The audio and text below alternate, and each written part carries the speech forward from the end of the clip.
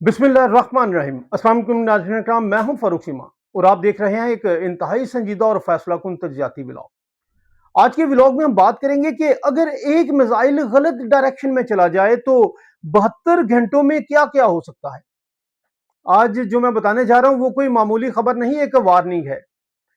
नाज़रीन किराम, वीडियो की तफसील में जाने से पहले अगर आपने हमारे इस चैनल को अभी तक सब्सक्राइब नहीं किया तो काइंडली इसे सब्सक्राइब कर लें।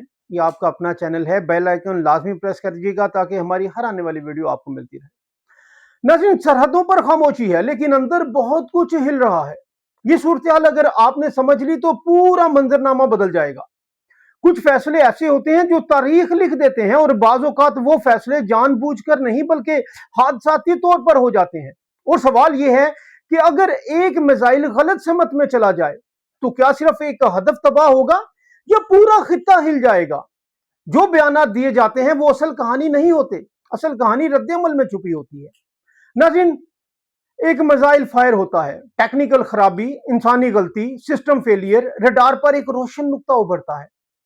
कमांड एंड कंट्रोल रूम में अलार्म बजते हैं, स्क्रीन पर ट्रैजेक्टरी बदलती नजर आती है। नाज़रीन किराम, ये वो नुक्ता है जहां बात सिर्फ खबर की नहीं, रियासती सलामती की हो जाती है।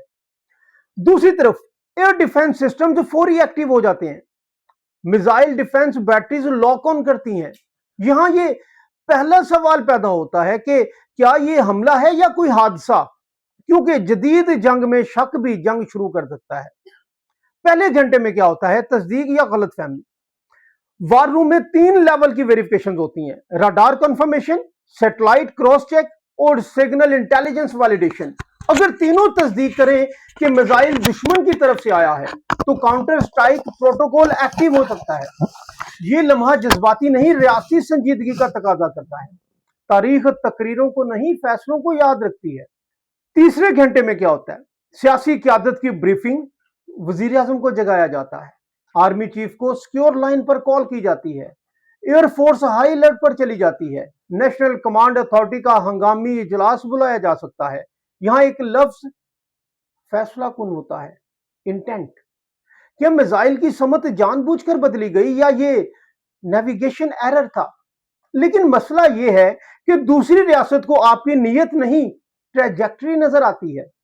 सैटेलाइट से सब कुछ देख रहा होता है, सैटेलाइट में सब कुछ देखा जा रहा होता है। अमेरिका, चीन, रूस सबके डाटा सेंटर्स में अलर्ट्स आ चुके होते हैं, सफारती लाइनें खुलती हैं, बैक चैनल कम्युनिकेशन शुरू होती है।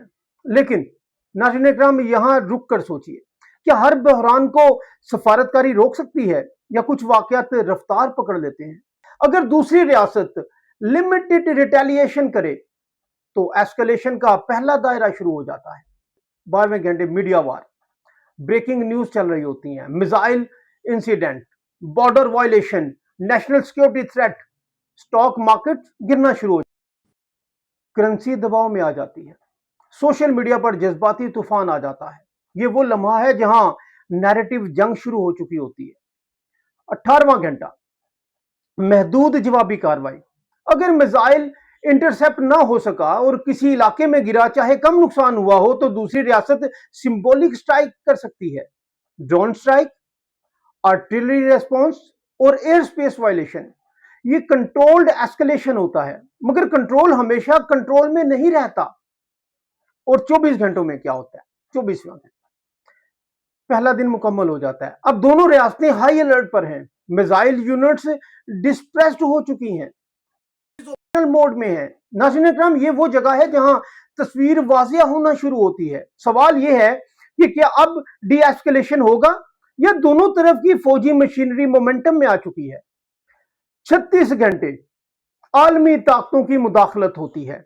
यूएन सिक्योरिटी काउंसिल हंगामी इजलास बुलाता है, वाशिंगटन और बीजिंग बराह रास्त कॉल करते हैं, प्रेशर बढ़ता है कि स्टैंड डाउन। लेकिन अगर दोनों रियासतें न्यूक्लियर कैपेबल हों तो दुनिया का दबाव कई गुना बढ़ जाता है। ये वो लम्हा है जहां हादसा आलमी बहरान बन सकता है और 48 घंटे के अंदर मुआशी और दफाई झटका लगता है। नाज़रीन, ऑयल प्राइसेस बढ़ जाते हैं, रीजनल ट्रेड रुक जाता है, इंश्योरेंस प्रीमियम्स बढ़ जाते हैं, डिफेंस रेडीनेस लेवल बढ़ जाता है। ये वो मरहला है जहां जंग सिर्फ फौजी नहीं रहती, मुआशी बन जाती है। और 60 घंटे, مس کیلکولیشن کا خطرہ بڑھ جاتا ہے۔ اگر ایک اور غلط فہمی ہو جائے، اگر رڈار گلچ کو نیا حملہ سمجھ لیا جائے، ہسٹری گواہ ہے کہ کولڈ وار کے دوران کئی بار دنیا ایٹمی جنگ کے قریب پہنچی، صرف تکنیکی غلطیوں کی وجہ سے۔ یہ وہ نقطہ ہے جہاں انسان اور مشین کے درمیان صرف ایک سیکنڈ فیصلہ کن ہوتا ہے، 72 گھنٹے اور فیصلہ کن موڑ۔